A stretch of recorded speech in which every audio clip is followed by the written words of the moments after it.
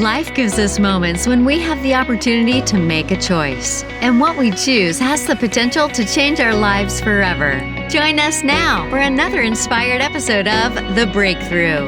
And now, please welcome the creator and host of the show, Jessica Dugas. Welcome, everyone, to another episode of The Breakthrough Show, your weekly dose of inspiration, changing how you look at and live your life. Our guest stories are full of motivation, transformation, and will inspire you to grow. I'm your host, Jessica Dugas, and I'm super excited to be here with you for another episode today. On today's show, I'll be talking to past guest and panelist Allan Knight about his breakthrough moments, but I've got a surprise guest co-host for all of you that's new faced on the show who will be talking hot topics with me today. He's the spiritual smartass, bringing together marketing, spirituality, and comedy, who will leave you no longer asking the question, who the is Brandon Marshall? Please welcome to the show, Brandon Marshall. Hi, I am Brandon Marshall. Are you? Hello. Yes. It's true. I'm not a clone. So it's so good to meet you, Brandon Marshall. Sort of meet you. Like, we've met online, but I guess this is our first video. I don't know. You might have seen, we might have seen live streams, but yeah. Yeah. I think we've seen live streams, and then I did a program of yours, which is really awesome. And I just always loved how you're just yourself. And it seems so funny to say that because you would think everybody is themselves, but they're really not. And so I thought, well, who better to come on and talk to me about a hot topic about authenticity and being yourself than Brandon Marshall. Oh, yeah. Well, I'm really glad to have you on today, because I think, as we were talking about before we came on today, there's so many more people working online in the online space. A lot of people I know have had to, here comes the word that everybody's saying right now, pivot their business to the online space. And then you also have, I think a lot of people are more anxious with everything that's going on in the world. And so they're a little more, have a little more thug behind their keyboard going on. And so I think it's never been a better time to be authentic, but it's also a little bit of fear there about, if I put myself out there, are they going to come after me, kind of thing. Yeah. And it's a realistic fear, because it's like, it kind of goes back to old programming in humans, where it's like, if I say this, I'm going to be crucified. Or it kind of goes into that role, like when we were in small communities or tribes, where it's like if I have a different opinion and somebody casts me out, that must mean that I'm not going to be able to eat. So just knowing that's going on in our mind when we're scared of making a post that has like a really big opinion, because we associate that with death, when really it's just a few mad people writing a blog about you or something. Yeah, I mean, I think so many times we get like one hater or one person who will say something and we're like, everybody doesn't like me the way I am. Yeah. And that's how the human mind is. It's like we look, the human mind looks for a problem. I'm trying to get a light going on here. I don't know, this might even just be audio, but yeah, like our mind tries to solve the problem. So we focus on that problem when someone disapproves. And like I've even had situations where like so much is going on well, or you notice like you have all these client testimonials or raving fans, but then that one person disapproves and your mind focuses on that. So it's so crucial to know that, and being able to pivot from that way of thinking, and knowing when you're falling in that pattern, just to snap yourself out of it. Right. Do you think, I wanted to ask you about this. There's this, the idea of being who you are. Like I said, it sounds like it's something that should be simple for us to do. We should just be. But I think it's been a situation where I've seen online. So we'll see, for example, somebody like Tony Robbins, and who, is very, boisterous, very, he drops the F-bomb every other word, especially in his, his Netflix program he had out there.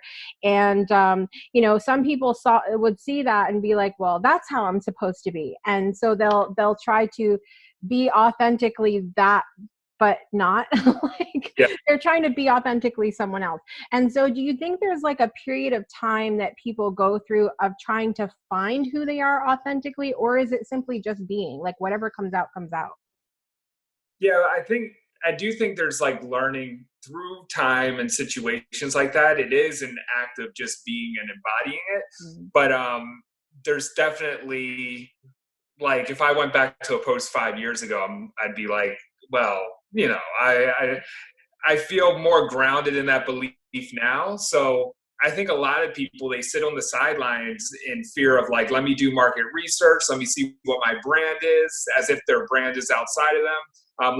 Let's make sure my message is perfect. But the way that we learn from it, like the best form of market research is to take action and drop that post and see the type of feedback and learn from the process of like, is this my real voice, or do I have an open head in human design or something and I took it from a mentor or something like that. Yeah. But it was definitely part of my journey and my process where earlier on I sounded more like the mentors I was working with. And then I had that realization and that awakening where it's like, wait, no, there's something more authentic trying to come through. So I think one of the biggest things that can help people is not to be in that perfectionist identity and still have that level of critical thinking of like, let me look at my post and my content of if I'm an outside viewer, or it's like, does this feel authentically as me? Am I going back and deleting and filtering over and over again? Am I trying to make it sound like somebody else, or follow this unsaid rule in marketing and coaching and work from there, rather than sort of like, well, I'm not going to post or I'm not going to make a move until I have it perfect. Yeah, I think, for me, my experience was that I was trying to figure out who I was. And so I put myself out there and then I wouldn't get a response. And then I would be somebody else to try to get a response. And then I would get a response and then I'd be so miserable because I wasn't being myself, and just going around and around and around in a circle of trying to figure out, how can I be myself, but still put content out there that people are going to appreciate? I mean, what would you say to someone who says, look, I'm being 100% me, I'm putting myself out there and I'm just not getting, people don't like it, or I'm not getting any response, or what do you say to people like that? Well, one thing I'll say is when you do take a new approach or you step into like this new identity, there's, sometimes there's a lapse where it's like, people don't catch on that instant. And also in social media, it's like the engagement is the tip of the iceberg.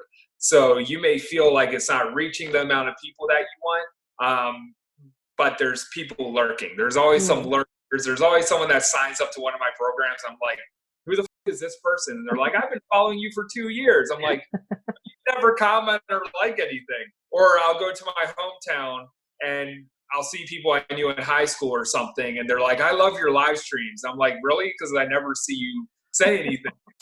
So just know that there's more people lurking than engaging, because especially if your views are a bit radical and out there, or like you're taking a bolder step in your message, because the current audience that you had, that you sort of had those social contracts with, they're like, oh my God, if I like this or comment on it, then my people will see it and then they'll think I'm crazy. So there may be people agreeing with you and they're like, yeah, I like that, but I want to stand back from liking it because I don't want the criticism.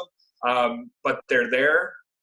And just knowing like there's definitely a period of sort of breaking those old contracts with an old audience and moving and stepping into the new, and people filling in those spaces, and understanding what the new, I guess, regime of your social media is. Yeah. I mean, that whole part of of understanding the lurkers behind things is so hard for me because I'm such a cheerleader. I'm such a like, hit the heart button 800 times. Hi, how are you? I'm here. Like, you're doing an awesome job kind of thing. And, so it's hard for me to remember, like, there are people that are not like that, and that are not saying anything. And I also, like, I think part of it, and I don't know if you will agree with this or not, is also finding those people in your audience who are responding in a way that is it's helpful for you. So, like, I know a lot of people that are totally cool with the lurkers, that are like, listen, I know that people are watching, no big deal. Whereas I'm like, I would love to see, like, just hit the button one time, because then it gives me validation, like I know somebody's there. And so I think I feel like at this point I go looking for people who are also like that, who are like me, who are like cheerleaders, who will say things because I know I thrive from that kind of interaction. Do you feel like it's a good thing to go looking for people who respond in a way that you do? Yeah, I think it's a good strategy when you're building your audience organically. There's many ways to do it, but I like looking at, like, who's engaging, who's actually commenting, who's like, maybe there's a like-minded influencer with millions of followers, and you're like, well, their vibe is similar, so let me add value in their space or their community, or let me see what type of people are commenting, and then just having that kind of compound effect take place when you're adding people. So something that I learned early on, and I don't really do it as often now because it's sort of like a snowball effect, but I would add like 3 people a day, and it was easier with people with like multiple mutual friends, because then you have that there, and it has a compound effect where it's like you comment on some posts with like-minded individuals, you feel into their energy and see if they have a similar vibe, plus they follow a similar person that inspires them or is in a like-minded community. And then when you add those people who are already commenting, their behavior patterns are like, okay, if I see your post, I'm going to share love and I'm going to be vocal about it.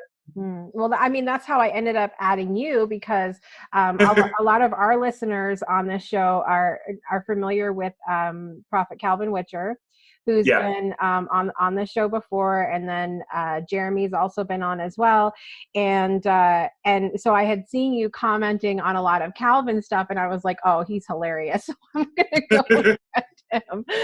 So that's how it happened too. And I think you can, like, if you're being yourself on other people's content, you can find people that way as well, right?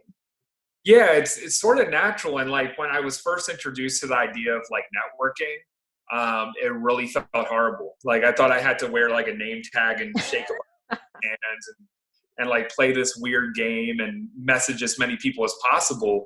And even some people teach like to have an Excel spreadsheet or something. And it's like, these are the people these are your top 100 people to make sure you contact them. Well, I've been on the receiving end of that, and I noticed like some people will message me every once in a while, like, "Hey, Brandon, how are you doing?" And I'm like, "We got to play this charade again." But I think it's so cool to like have like-minded people, and you're genuinely commenting on posts, and you're allowing them to find you. And the cool thing about it is, it's like there's not really a strong agenda behind it. You're just like, I'm going on social media, playing with the people that I want to play with. And when you're in that vibe of play and you're having fun while also sort of putting yourself out there and leaving wild comments that are related to your sense of humor, it sends a bat signal out to people, and they're like, okay, I need to be following this person. Yeah, like that's my people right there. It just it helps you find the people that are like you, and that and I think that, and when I say like you, I think there's this idea of surrounding yourself with like-minded people. But I think for me, it's been a situation of, I love people from all different walks of life, from different backgrounds and different nationalities and different belief systems. But it's more about just that vibe of someone that's like, I'm going to post a joke, and that person's going to get it, and they're going to laugh, and we just be able to share something like that. So what do you think is the best way for someone? Now, say someone's been playing this wearing a mask for a long time and just being somebody else, and they're tired of it. They're like, okay, I've just got to be myself or I'm just going to die. And they're going to put themselves out there. What's the best thing you could say to them, or advice you'd have for them? Because obviously, like you said, there's that period of time when you start being yourself and putting yourself out there. There's a lot of people who aren't going to get that, and you might have a little bit of a pushback. But what would you say to like encourage people to be themselves? You're not going to die. No. Yeah. So what really helped me, I think there's been different stages in my journey where I ripped another layer off. And I would say it's like those moments where it's like you're just fed up of holding up the mask, and you can kind of like just decide to do it, or you could have the universe back you in a corner. And it's like, are you going to have this moment or not? And what really helped me is, it's like, one, understanding something that I teach around comedy is like, when you post a joke or something like that, there's like that delay. And if you constantly check social media, you're like, oh wait, did this land, or is this ridiculous? Are people going to think this is problematic? Blah, blah, blah, blah, blah. There's an aspect of like being able to stand in the discomfort and allowing it to, just allowing the time to go by. But I would recommend somebody post, and if they have to, shut their laptop and run away rather than going back and editing it. So like, when you find that discomfort feeling, just be like, okay, I posted it, oh my God. And then just walk away from the laptop for a while and breathe, instead of like obsessively checking it. Yeah. I do believe content has energy attached to it too. So it's like, when you're not constantly checking your content, it seems to have a better impact, because it's sort of like this energetic push-pull thing going on, where if you're obsessed with one piece of content, then it's like there's this blockage. But if you walk away from it and let it breathe a little bit, you'll notice people will swarm in. And then also knowing that people who unsubscribe from you, unfriend you, maybe even block you, is not always a bad thing, but we associate it with it negatively. And I would say that like if you have an active email list or organic following, there's probably something off if there's not a bit of flow and movement. It's sort of like the same way we relate to money, where it's like it comes in and it comes out. And personally, what I notice is when I push the limit, and I say that's raw and unfiltered, I may have people leave, but more times than not, like 3 times the amount come in, because there's people sharing and people using it as an example, and the message is so strong that it's like, I got to comment on this, I got to share it, I got to put it out there. So a lot more people start to come in and be like, wow, that's a breath of fresh air. I'm glad somebody finally said it. Yeah. I think that's where I had to learn to not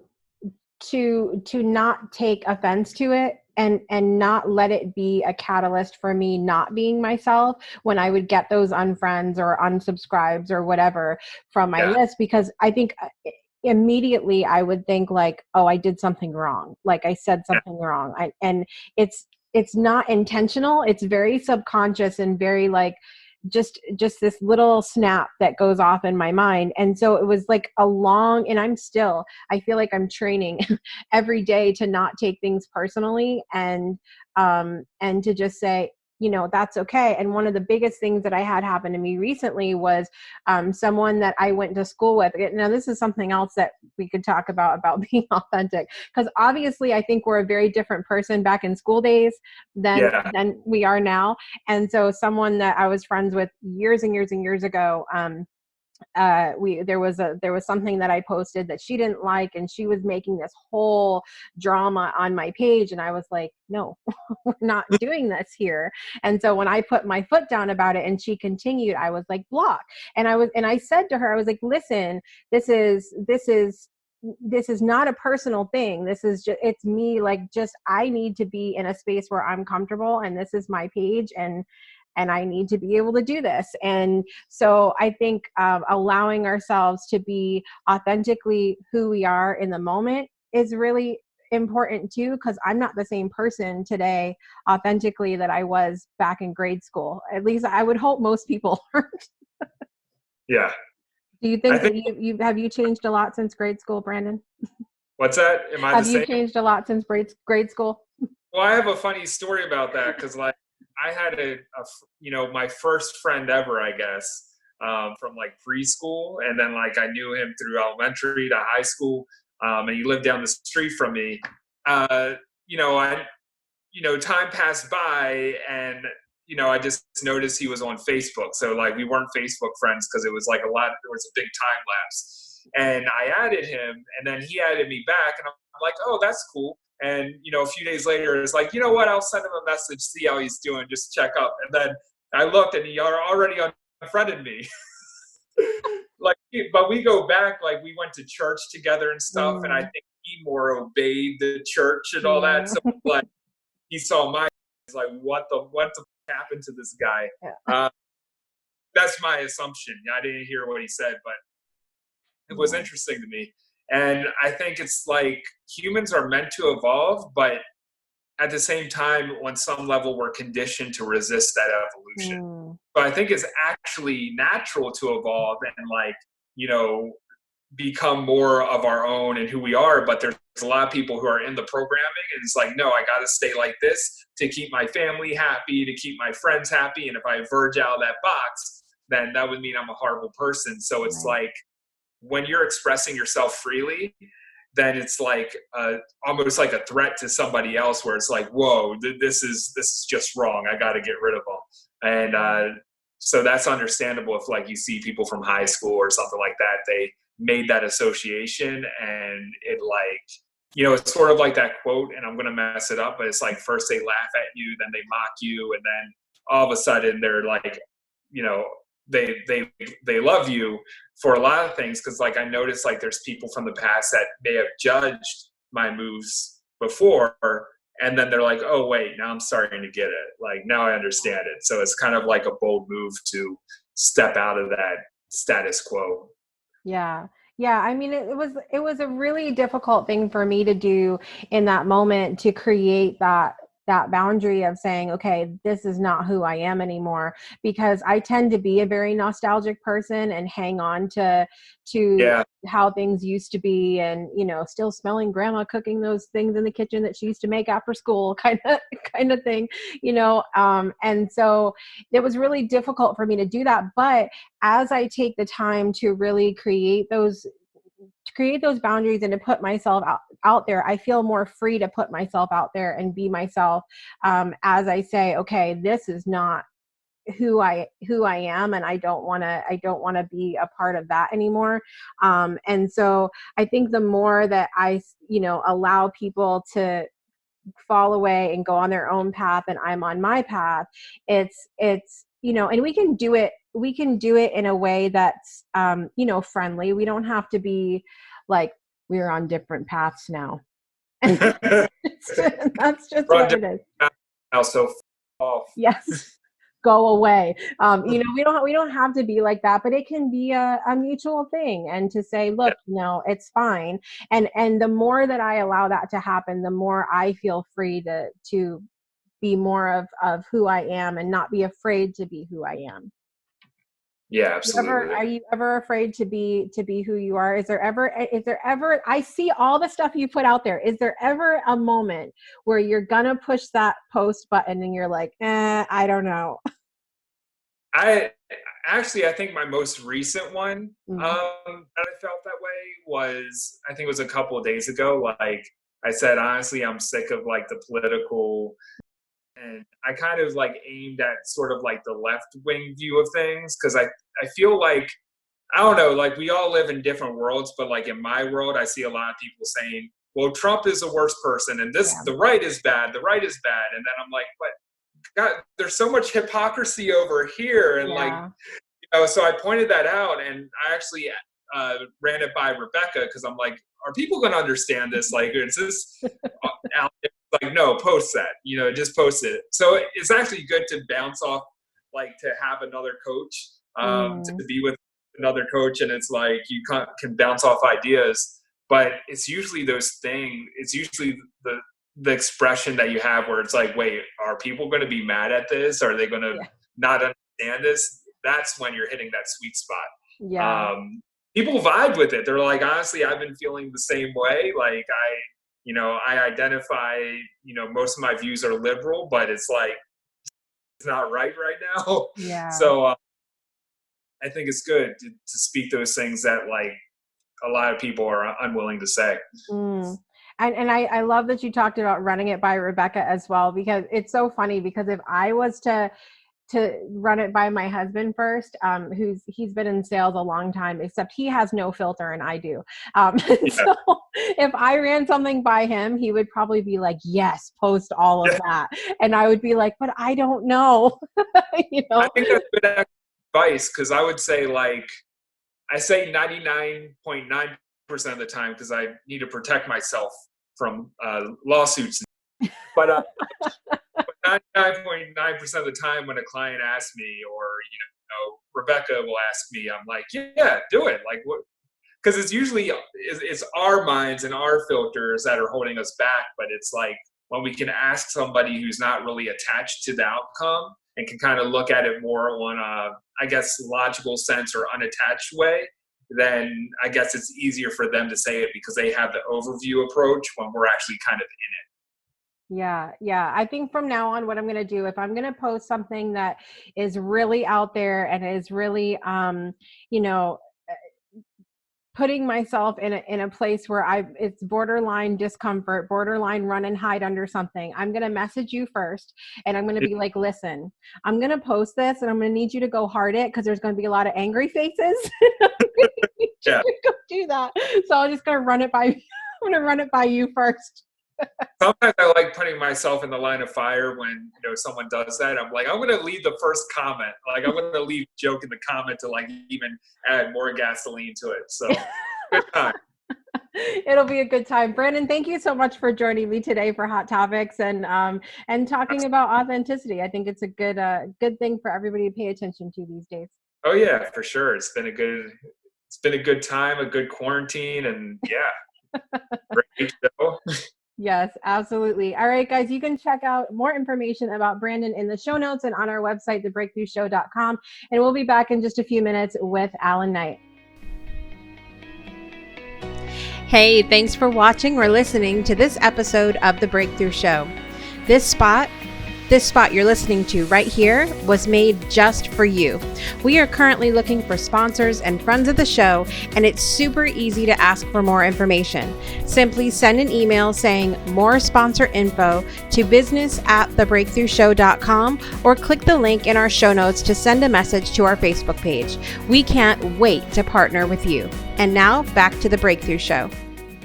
Welcome back to The Breakthrough Show. My special guest today may be familiar to you if you've been a fan of the show for some time. He was a part of season 3 of The Breakthrough Show, and you also saw him in episode 1 of this season.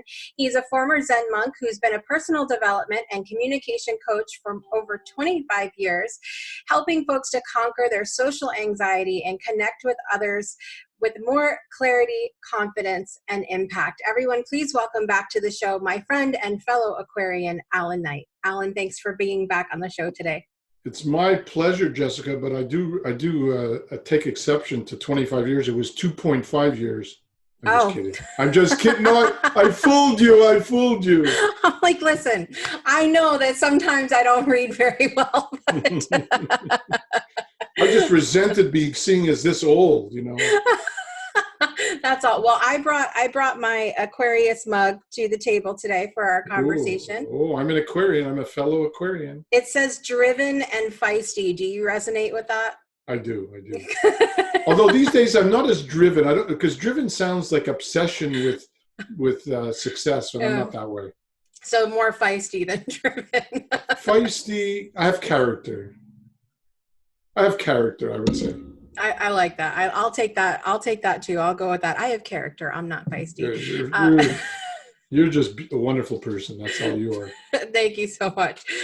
So, Allan, start us off today by sharing something in your life that's bringing you joy right now. Bringing me joy? Well, aside from you? Yeah. Thank you. Takes a bow. Well, Well, it's weird to say this because we're, as you know, living through a pandemic situation out there.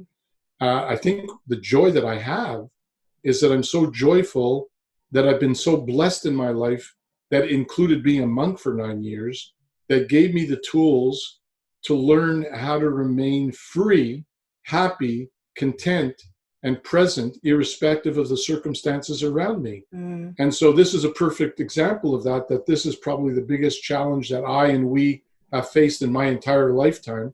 And the joy is I feel great. I feel great. I feel sad that they're suffering out there, but I feel wonderful and appreciative and grateful that I've had the means to stay steady and keep the ship alive, living in the moment with true inner freedom. So that's what I'm joyful for.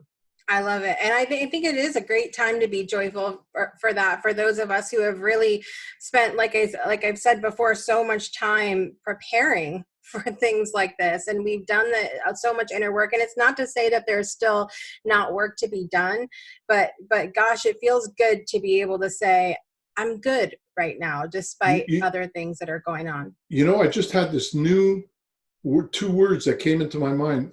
Inner prepper. I'm a prepper. I'm not a prepper in the wilderness, but I'm an inner prepper. That's a new term that I just came up with. So I'm going to use that. You like it? Trademark it real fast. Okay.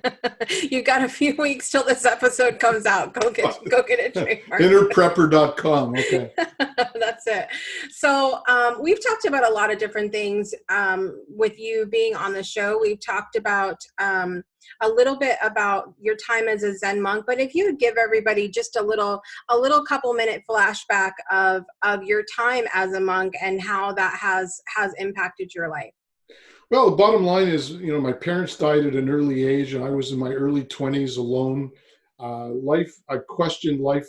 Is that all? I traveled the world and said, is that all there is? I kind of thought it's interesting, but something was missing. And when I came close to dying on the desert when I was 21 years old, that was my first life-changing experience where I went from being an atheist to someone who wanted to explore my spirituality, if there was one. And I met these people that lived like Zen monks, and their eyes were calm, clear, centered. And I said, I want that. And I decided to move into that center and live there for 9 years as a monk.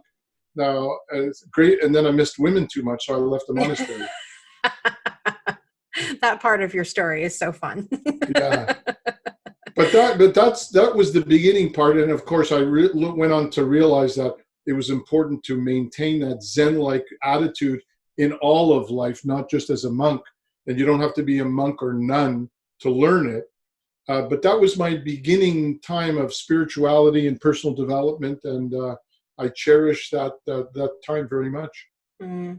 I love it. I think there's a lot of people who look in at a lifestyle like that and go, I don't think that I could do something like that. Was it really something that was a stretch for you? That was really a challenge? Well, yeah, there was. For one thing, absolutely. I learned more than anything that you don't need to live like that. I did it because I also rejected part of who I was at the time, and I didn't want to take responsibility to do the things that I should have done as a regular guy in society.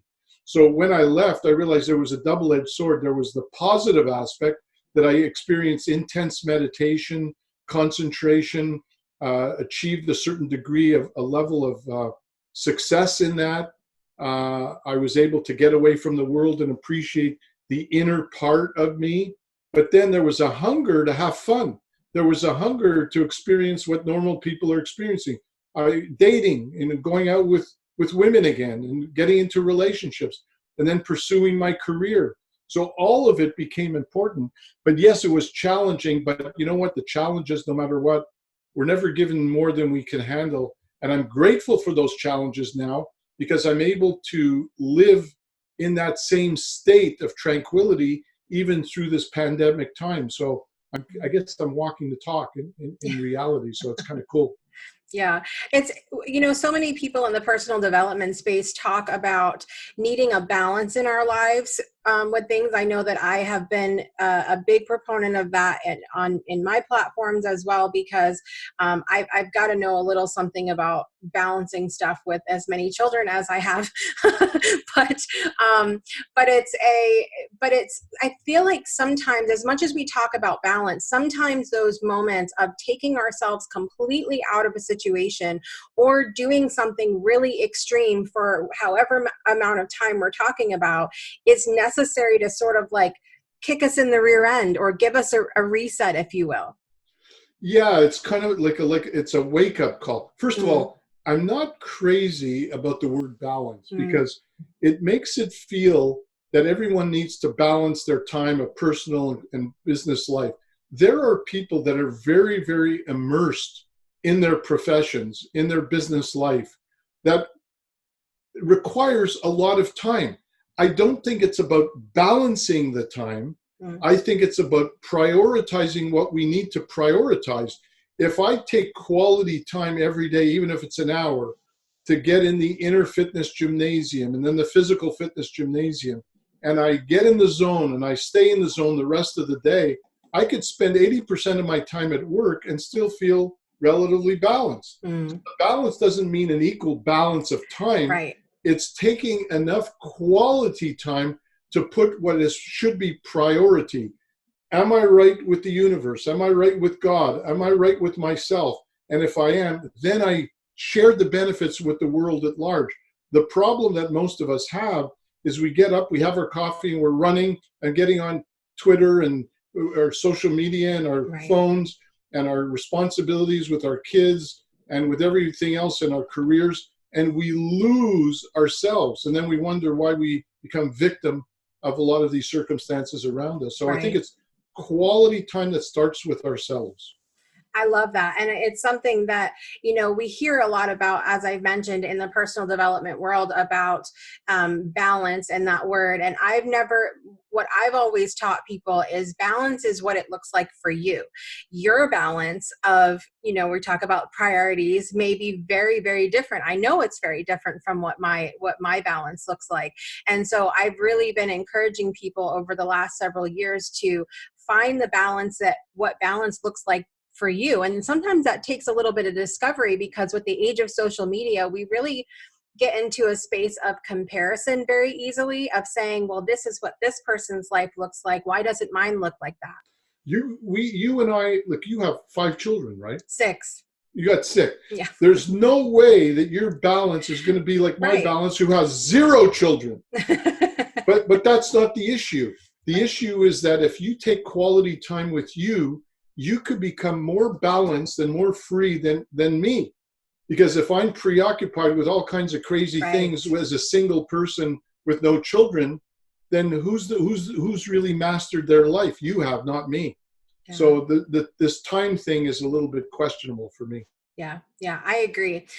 So I would love to talk to you about when you were growing up, and even as your time as a monk, anything that you've ever experienced, did you believe in near-death experiences? Was that something that you thought was real? Well, it's not about believing. I experienced a number of situations in my life where I was near death, if that's what you mean. Well, I think a lot of people have maybe heard the phrase before and have had notions like that, because you talked about being an atheist. So in your life, I'm curious if you ever thought, as you were an atheist before, if that couldn't happen, like if we're just done, or what. Oh, you're talking about what happens after death. Right. Oh, okay. I'm strongly feel and believe in reincarnation. And I know without a shadow of doubt that I've lived before.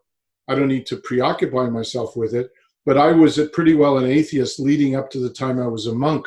When I became a monk and my meditation deepened, I went from being primarily a psychological, analytical, physical being who didn't really know that anything else existed, to go to a much deeper level that I experienced my eternal self through the meditation. And so it became very, very clear to me that there was more to me than the rational mind and the physical body. Reincarnation was another thing. I don't even feel it's necessary to have a belief in reincarnation. It's like falling in love. If my friend says, prove to me that you're in love with so-and-so, I say, I don't have to prove it, I know it. In the same way, I don't have to prove in reincarnation, I know in reincarnation. And it's an intuition deep from my soul through the deepening of my meditation and my personal experiences with people. For me, it's a very real thing. And I don't need to prove it to anyone. It's just a personal feeling that I have.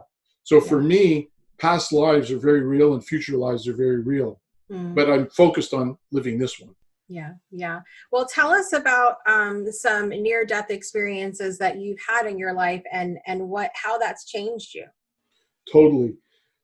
Near-death experience for me, one thing was being on the desert, coming close to dying. I thought I was finished and someone saved me. So that was a wake-up call. But other experience I had in life, as you know, I was diagnosed with Parkinson's 7 years ago. And then I've had some other bouts being in the hospital with an irregular heartbeat, where they had to go in and put me to sleep to get my heart to beat regularly again. And that's like a near-death experience because you're going on the table, they're giving you this medication and you're out for 5 minutes. You think it's a lifetime, and then you come back. And so it's like a near-death experience.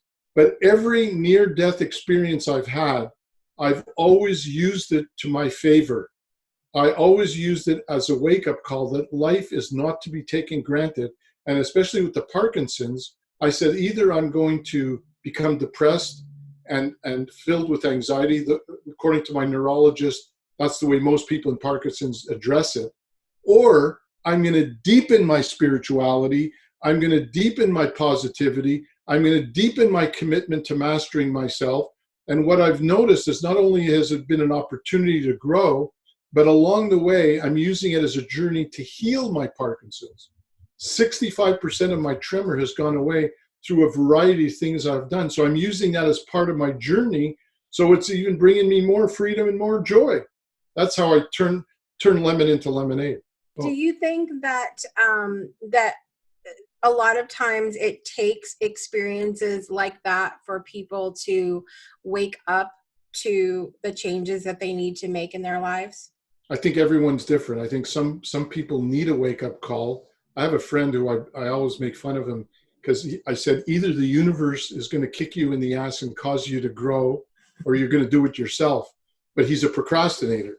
So in that case, sometimes like I needed wake-up calls. But sometimes other situations are people going through a process, and slowly that process just causes them to wake up one day and say, you know what? I think I'm ready to make some changes in my life. So again, I'm not big on black and white rules. And I think everybody's different, but I do agree that some of us, including myself in the past, needed a more extreme wake-up call, which I think is what's happening with the virus. With the coronavirus, look at all the people who are quickly in the Zen Meditation Center as of now. They're locked down. They're in the center. They're in the Zen Meditation Center right now. How are they doing? Are they going to get more dysfunctional in their relationships and split up? Are they going to use it as a time to heal and grow and connect with people? That's up to them. But a lot of people have wake-up calls as we speak with this pandemic. I'm very confident of that. Yeah, I mean, it's the same thing that we've talked about before of, you know, you and I have been, and you a lot longer than I, though I won't throw your age in your face. But you've been at this, like, I mean, it really has been over the last 10 years or so for me that I have really focused on the inner work with myself. And it took something for me, like my brother passing away, for me to say, oh, I'm important, you know, and so I sort of needed that wake up call too. But over the last 10 years, it's been a very gradual experience for me of, you know, working and training myself and finding the tools that work for me and finding what my balance is and all of that. And so now I feel very grounded and prepared, whereas other people, this has been their moment the last little while here of their wake up call. And it's sort of, I think it's a beautiful thing though, that we're all at these different levels. And at a time when many of people are struggling, they need us now. They need us now to say, how can we deal with this? So true. And I think another element that I think comes into play, Jessica, I don't know what you think, is it's one thing to have a wake up call. And that's kind of in the awareness level. Mm-hmm. You become aware that something's got to change. Then the next question is, what do you do about it? And I think a lot of people go through months and sometimes years of self-discovery. They read a lot of books, they'll go to a lot of seminars, they'll listen to speakers, talks on this, and that's great because everything starts with awareness. Mm-hmm. However, unless we finally say to ourselves, the awareness is great, but what do I do to truly transform? And that's the uniqueness of what I've created with my formula that I've developed. It's more akin to getting in the inner fitness and verbal fitness gymnasium to work out the inner muscles, to work out the verbal muscles, so that you take your awareness, which you have less and less a need to get pumped up with, and more into true transformation, and then just become an example of it, walk the talk of it, as opposed to, I have some friends who still spend hours and hours with their tapes and listening, and it's great, I'm happy for them. But I think sometimes we could overdo that at the expense, and then they end up preaching to other people and spouting off a lot of nice reminders to people, and that's good. But I'd rather meet someone who's genuinely loving me unconditionally because they love themselves unconditionally. They don't need to preach to me anymore. Mm. I think that part of the anxiety that happens with people is that a lot of times there is a period of discovery. There is a period of trying to figure out, what does this look like for me and what is going to work for me? And so when we have these moments where things happen suddenly and it propels us into this space of what is happening around me, what is happening within me, and then we think, how can we possibly learn enough to catch up with this that fast? And one of the examples of that, it's so funny to me, when things started getting a little crazy around the world and people were talking about having to have their kids home. I've had my kids home homeschooling for the last 7 years. And so there was a schedule that was going around online that said, this is how your day can look with your children. And I just cracked up laughing because it took us 2 years of trying to figure out what worked with us to not have tears every day at home. And it really took a lot of development and a lot of figuring out. And so I put out a statement and I said, listen, if you get nothing done but hug each other and love each other a little more and spend time together, that's a win. Don't hold yourself to this expectation that your life is going to be better automatically or change in an instant, because a lot of times it takes us many, many years to get to the space that we're in. Well, I love what you're saying because it gets to the core of what the Zen taught me. And one of my teachers, Ramdas, who recently died, he was a Harvard professor, and he said, the problem in our world is that we've given way too much credence to the rational mind, because the rational mind could go on and on and on. He said, what I truly learned is it's about emptying the mind to get simple.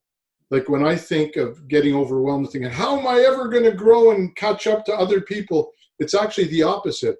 What am I going to do to let go my negativity and my thoughts, let go the hyperactive thinking, let me as quickly as possible live in the present moment and take one step at a time each day, one step at a time, to stay present, stay joyful, and take action. And that's the simple Zen approach. And I'm a big believer. That's why I often tell people this thing about knowledge is power. Well, knowledge is power might be true if you and I want to be a medical doctor and study for 7 years. We need that knowledge. But to master our communication and mostly master ourselves is the opposite. Simplicity is power. Presence of mind is power. Patience is power. Unconditional love is power. And having knowledge adds something to the game. But it's much more important to master the simple skills of undoing some of the negativity and dysfunction that we've had in our life through the rational mind.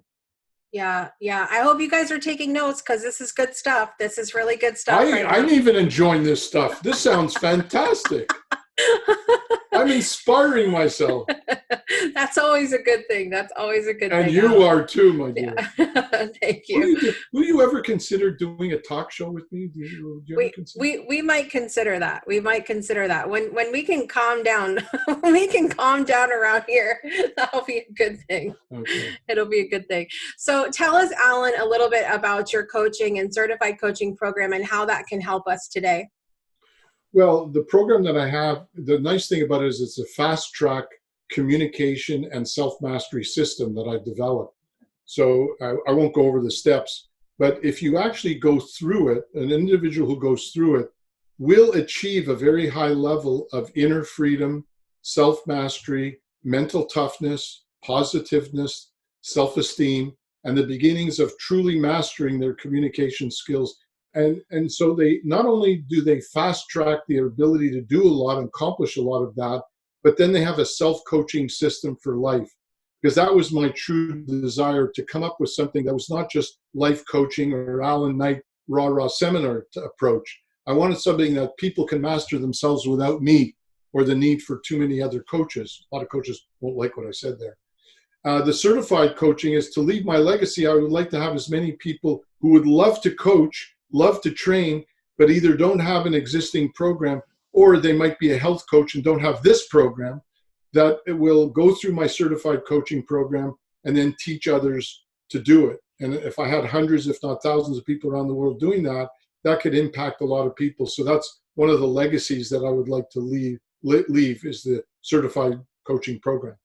I love that. I think you're right that there, with everything that has gone on in the world over the last little while, we really need to focus on that inner fitness, and it can only help us. I feel like if we're working on ourselves, yes, we want to also work on relationships, which the last time you were here at the first episode, you talked about your soulmate revolution and how important relationships are and all of that. But really, if we're not working on ourselves at all, then I just feel like our relationships aren't going to be as authentic, and if we don't even know who we are. I like to simplify everything. It's all about, as you just said, inner fitness and social fitness. And the way I view it is, if we could accept, respect, adore, and love ourselves unconditionally, that's a true foundation for me to have great relationships one-to-one with the wonderful people around me, and then ultimately impact the world at large in a creative way. So it's me first, then one-to-one relationships, and then relationships with the world. If we can master that in that order, we could change the world. I love it. And that is typical Aquarius wanting to change the world, right? Big thinkers. Big thinkers, that's right. So you've got the Soulmate Revolution, you've got your coaching and your certified coaching program. Is there anything else that's on your plate that you want to see happen next, Allan? Well, I would just say, related to the certified program, the nice thing about my formula, the 9-step program that I developed, it's adaptable to different target audiences. Mm-hmm. So if a coach wants to come on board and learn it and then teach entrepreneurs, they could do that. If they want to teach athletes, they can do that. If they want to get into the dating soulmate thing, they can get into that. I'm focusing myself right now on the Soulmate Revolution because I think, given the times, the pandemic we're going through, there's going to be, for a while, more than a couple of weeks, a need for people to overcome social anxiety and social isolation. And I think it's a perfect time for the Soulmate Revolution. But certainly people that become a coach can adapt it in a creative way, in their own way. I love that. Allan, thank you so much for being on with me today and having a conversation. It's always fun to have you on. My pleasure. Thank you so much. And I look forward to us doing a show together. Awesome. Well, everybody, if you want to check out more about Allan Knight, his time as a Zen monk, his Soulmate Revolution, his coaching and certified coaching programs, you can visit the links in the show notes. Or the book, Mind Gone Wild. And the book, Mind Gone Wild. It's a great book too. So I need a signed copy of that, Allan. Absolutely. I'll get right on it. I'm collecting books this season. It's amazing. It's fun. You will get one.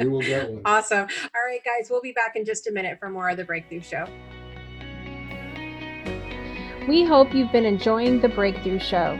If you're someone who is an inspirational entertainer or has an incredible story of breakthrough, we want to hear from you and maybe even have you on the show. Be sure to visit the links in our show notes to send us an email or connect with us on social media. We hope to see you on a future episode of the show. And now, back to The Breakthrough. Welcome back, everyone. I just loved today's episode and getting to spend time with Brandon and Allan. And one thing in particular that I absolutely love about this episode is that Brandon and Allan are just so different. They're completely different people, yet they have so many similarities in just being themselves and allowing their inner selves to shine. And that's definitely a quality that I keep close to my heart because it's something that I really feel like I've taken my entire life and to learn and continue to learn every single day on how to just allow myself to be who I am and not be afraid of what others might think or what others might say. And so I just thank both of those amazing gentlemen for being here today. I'm really excited to have gotten to spend this time with you. So I wanted to point out my outfit today that I wore for Hot Topics and now for Wrap Up. And this past week, my family and I celebrated what would have been my brother's 35th birthday. He passed away 10 years ago from metastatic melanoma. And every year on his birthday, we come together across the miles in his honor and do random acts of kindness. And this year has been a little bit different because of the COVID and not being out as much as we used to be. And so we did a lot of it digitally, and it was a stretch for a lot of people. And I just wanted to take a moment on this week's show and thank everyone who participated this year and remind you, don't stop believing. Special thanks today to my guest co-host for Hot Topics, Brandon Marshall, and my special guest interview with former Zen Monk, Allan Knight. Thank you guys so much for being here. Up next week on The Breakthrough Show, we're welcoming back past panelist from The Breakthrough Show, Jeremy Witcher, who will be joining me as co-host for the entire episode next week. It's always a good time to talk to Jeremy. I think we could talk forever and ever, but we didn't do that next week. We stayed on topic. At least we tried. And then Jeremy and I will be joined by our new friend, Marie Martin, who will be helping us to look at beauty from the inside out. We're going to be talking hot topics with Jeremy and so much more on next week's episode, so you don't want to miss it.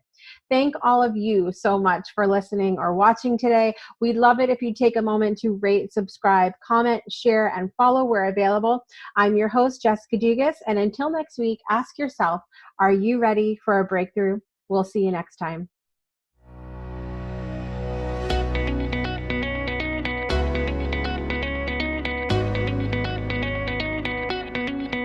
Thanks for tuning in to another episode of The Breakthrough. Please visit our website at www.thebreakthroughshow.com. And be sure to join our After the Breakthrough community powered by Patreon. We look forward to seeing you next week. Same time, same place for another inspiring episode.